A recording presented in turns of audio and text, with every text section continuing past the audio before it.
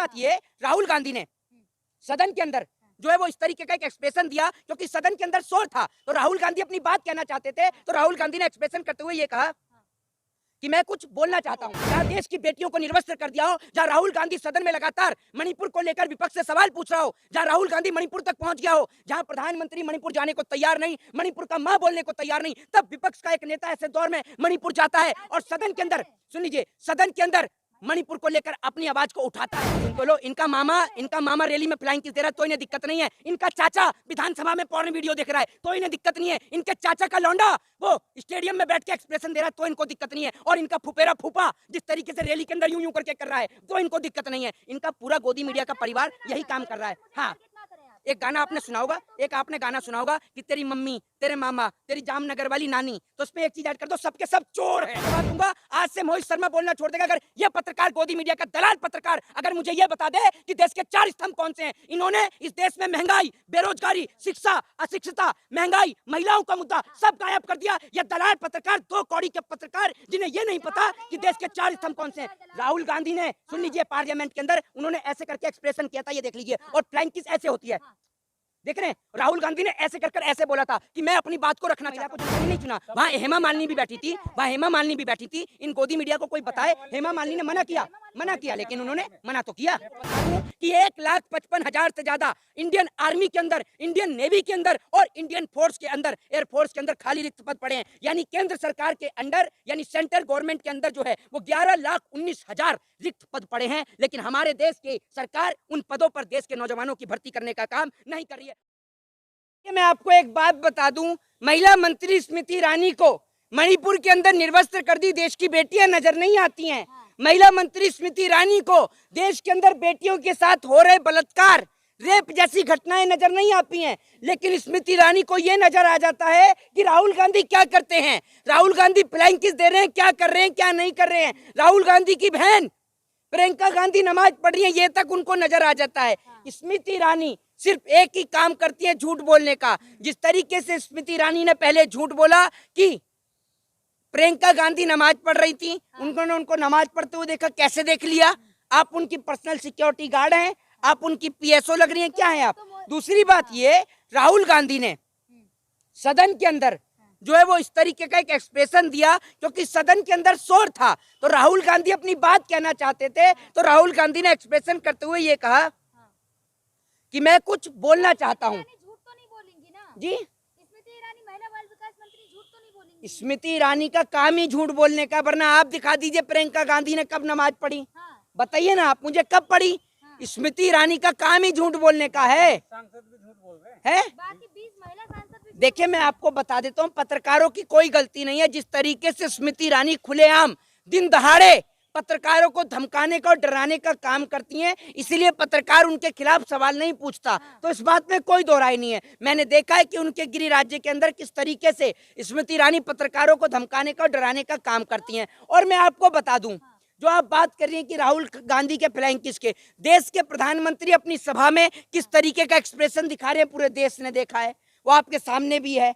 किस तरीके से मुख्यमंत्री शिवराज सिंह चौहान, सुन लीजिए, किस तरीके से मुख्यमंत्री शिवराज सिंह चौहान फ्लाइंग किस दे रहे हैं, आपने देखा होगा किस तरीके से। जी, आपको आता है करना? बिल्कुल आता है, क्यों नहीं आता। एक बेटा अपनी माँ को दे सकता है, एक बेटा अपनी माँ को दे सकता है, एक भाई अपनी बहन को दे सकता है। राहुल गांधी सदन के अंदर, आप क्या समझ रही हैं, सदन में जब इतना बड़ा गंभीर मुद्दा चल रहा हो, जहां देश की बेटियों को निर्वस्त्र कर दिया हो, जहां राहुल गांधी सदन में लगातार मणिपुर को लेकर विपक्ष से सवाल पूछ रहा हो, जहां राहुल गांधी मणिपुर तक पहुंच गया हो, जहां प्रधानमंत्री मणिपुर जाने को तैयार नहीं, मणिपुर का मां बोलने को तैयार नहीं, तब विपक्ष का एक नेता ऐसे दौर में मणिपुर जाता है और सदन के अंदर, सुन लीजिए, सदन के अंदर मणिपुर को लेकर अपनी आवाज को उठाता है। तो आपको लगता है कि ऐसे में राहुल गांधी जब बेटियों की आवाज को उठा रहे हैं, महिलाओं की आवाज को उठा रहे हैं, उस वक्त पे क्या वो सदन में फ्लाइंग किस देंगे? ये बात तो खुद स्मृति ईरानी को बोलते हुए सदर शर्म भी आनी चाहिए कि वो सदन में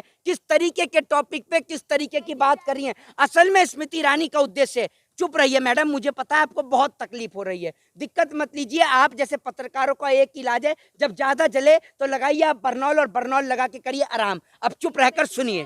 जी, राहुल गांधी अपने परिवार को दर्शा रहे हैं, इस तरीके की हरकत, खानदान को दर्शा रहे हैं। नहीं तो राहुल गांधी के खानदान को, अरे आप जिस राहुल गांधी के खानदान के ऊपर आरोप लगा रहे हैं ना, उन्हीं के जो पिताजी हैं राजीव गांधी, जिनको बम से उड़ा दिया गया था लिप्टे के द्वारा, लिबरेशन टाइगर ऑफ तमिल के द्वारा, आपको याद होगा उनकी दादी। अरे आपने क्या किया? आपकी पार्टी का कौन सा नेता मरा, जरा ये तो बता दीजिए। एक दौर ऐसा था जिस दौर के अंदर देश के प्रधानमंत्री फटी धोती पहनकर चला करते थे, और वो दौर ऐसा था कि जब उनसे पूछा गया लाल बहादुर शास्त्री से, तो शास्त्री जी जवाब देते हैं कि जब इस देश का किसान पर अच्छी धोती होगी तब मैं महंगी धोती खरीदूंगा, अभी मेरे को कोई जरूरत नहीं है। वो दौर था। एक दौर था 1979 का, जब मौजूदा उस दौर के प्रधानमंत्री चौधरी चरण सिंह एक किसान का भेष धारण करके वहां थाने में एफआईआर लिखवाने के लिए जाते हैं और बोलते हैं कि मेरी गाय खो गई है, उसकी रिपोर्ट लिख लो। तो उनसे पुलिस अधिकारी जो है वो रिश्वत मांगने का काम करता है, जिस रिश्वत के चलते। कहानी ना सुनाए, मुद्दे पर आए आप। हाँ बताइए क्या मुद्दा है? अब देखिए ना, मोदी जी विपक्ष में बोल रहे थे पार्लियामेंट में, विपक्ष को सहन नहीं हुआ, उठ के बाइकआउट करके चले अरे देश के प्रधानमंत्री जी क्या बोलते हैं, जरा मुझे बताइए पार्लियामेंट में।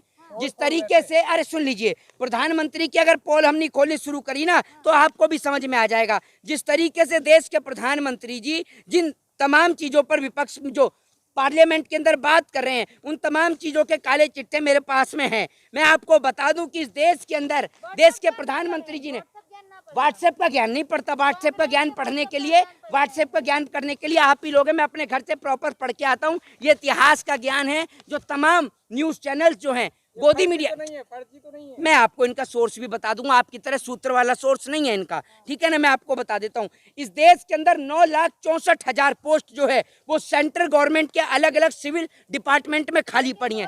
जब देश के प्रधानमंत्री जी रोजगार के ऊपर पार्लियामेंट में बात कर रहे थे तो मैं देश के प्रधानमंत्री को बता दूं कि 1,55,000 से ज्यादा इंडियन आर्मी के अंदर, इंडियन नेवी के अंदर और इंडियन फोर्स के अंदर, एयरफोर्स के अंदर खाली रिक्त पद पड़े हैं। यानी केंद्र सरकार के अंडर, यानी सेंट्रल गवर्नमेंट के अंदर जो है वो 11,19,000 रिक्त पद पड़े हैं। लेकिन हमारे देश की सरकार उन पदों पर देश के नौजवानों की भर्ती करने का काम नहीं कर रही है। और जब देश के नौजवान रोजगार की बात करते हैं तो रोजगार मेले की बात की जाती है। एक साल के अंदर 1 लाख से भी कम रोजगार मेले के अंदर देश के नौजवानों को रोजगार दिया गया है। देश के अंदर पेपर लीक ही होते रहते हैं और कुछ इस देश में होता ही नहीं है।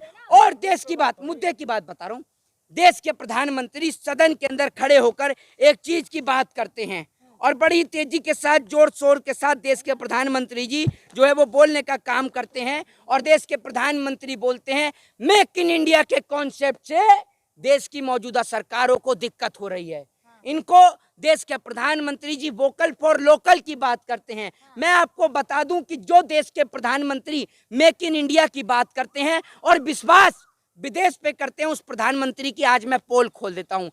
नई पार्लियामेंट के लिए मैं आपको बता दूं कि 20,000 किलो ऊन जो है वो कारपेट बनाने के लिए, पार्लियामेंट के लिए बता रहा हूं, मैं आपको पार्लियामेंट में बता रहा हूँ। ये झूठ देश के प्रधानमंत्री ने पार्लियामेंट में बोला है। ये झूठ देश के प्रधान, ये जवाब नहीं है। सोच कर देखिए इस देश के पत्रकार अपना स्तर कितना नीचे स्तर तक गिरा चुके हैं। और मैं आपको बता दूं, सुन लीजिए, और आपको दिखाऊं इन पत्रकारों का लेवल, और दिखाऊं नीचे का लेवल, अब दिखा देता हूं। देश का कौन सा स्तंभ है पत्रकारिता? दूंगा जवाब, मैं दूंगा, मैं जवाब दूंगा, आपका जवाब दूंगा। जरा ये बताइए पत्रकारिता का कौन सा स्तंभ है? कौन सा स्तंभ है बताइए? हैं 4 स्तंभ कौन कौन से, जरा नाम बताइए यहाँ खड़ी होकर, बताइए, हैं मत करिए। अरे मैं अभी आपको जवाब दूंगा। आज से मोहित शर्मा बोलना छोड़ देगा अगर ये पत्रकार, गोदी मीडिया का दलाल पत्रकार अगर मुझे ये बता दे कि देश के 4 स्तंभ कौन से हैं। इन्होंने इस देश में महंगाई, बेरोजगारी, शिक्षा, अशिक्षिता, महंगाई, महिलाओं का मुद्दा सब गायब कर दिया। ये दलाल पत्रकार, 2 कौड़ी के पत्रकार जिन्हें ये नहीं पता कि देश के 4 स्तंभ कौन से हैं। राहुल गांधी ने, सुन लीजिए, पार्लियामेंट के अंदर उन्होंने ऐसे करके एक्सप्रेशन किया था, ये देख लीजिए, और फ्लाइंग किस ऐसे होती है, देख रहे हैं? राहुल गांधी ने ऐसे कर ऐसे बोला था कि मैं अपनी बात को रखना चाहता हूं। और अब 2 टके के गोदी मीडिया वाले जरा ये बता दें कि देश के 4 स्तंभ कौन से हैं। नहीं पता आपको? अरे बता तो दीजिए, बता तो दीजिए। शिवराज सिंह चौहान भी फ्लाइंग किस दे रहे हैं, वो भी आपका पड़ोसी, आपका रिश्तेदार है, आपका मामा फ्लाइंग किस दे रहा है खुलेआम। तब नहीं दिख रहा जब इनका मामा फ्लाइंग किस दे रहा है।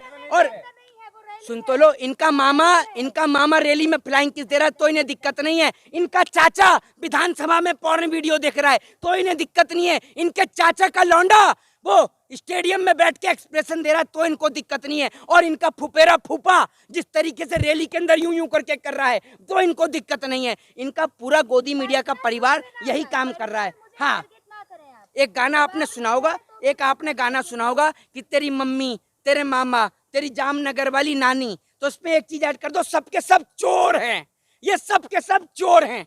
यही है इस देश की कहानी कि इस देश कहानी जवाब क्या है? जवाब यही है कि राहुल गांधी सदन में शोर मच रहा था तो अपनी बात को कहना चाहते थे, इसीलिए राहुल गांधी ने ये एक्सप्रेशन। स्मृति ईरानी एक इतनी सभ्य महिला जो जनता के चुने हुए प्रतिनिधि है, हाँ, मेंबर ऑफ पार्लियामेंट है, वो हाँ, थोड़ी ना बोलेंगे। राहुल गांधी को तो बराक ओबामा चुन के लाया है ना, उनको तो जनता ने नहीं चुना राहुल गांधी को, है ना। स्मृति ईरानी इकलौती चुन कर आई हैं। इतनी समझदार हैं स्मृति ईरानी, इतनी समझदार हैं कि एक का पति गायब कर दिया। बोलना ही नहीं चाहिए मुझे ये बात को। मैं महिला खुश है, हैं? देश की महिला स्मृति ईरानी। अच्छा, देश की महिला खुश है? कैसे खुश है देश की महिला? मोहित शर्मा, मुद्दे की बात करें, स्मृति ईरानी की बात चल रही थी तो वही करें। हाँ, बताइए स्मृति ईरानी की। महिला जो जनता के चुने हुए प्रतिनिधि है, जनता उन्हें चुनकर लाई, मेंबर ऑफ और किसी महिला को जनता ने नहीं चुना। वहाँ हेमा मालिनी भी बैठी थी, वहाँ हेमा मालिनी भी बैठी थी। इन गोदी मीडिया को कोई बताए, हेमा मालिनी ने मना किया, लेकिन उन्होंने मना तो किया। अरे साइन के, अरे आपके सदन से ध्यान हटाने से कुछ नहीं होगा और आपके इस मुद्दे से कुछ होगा भी नहीं। जय हिंद, जय भारत, वंदे मातरम।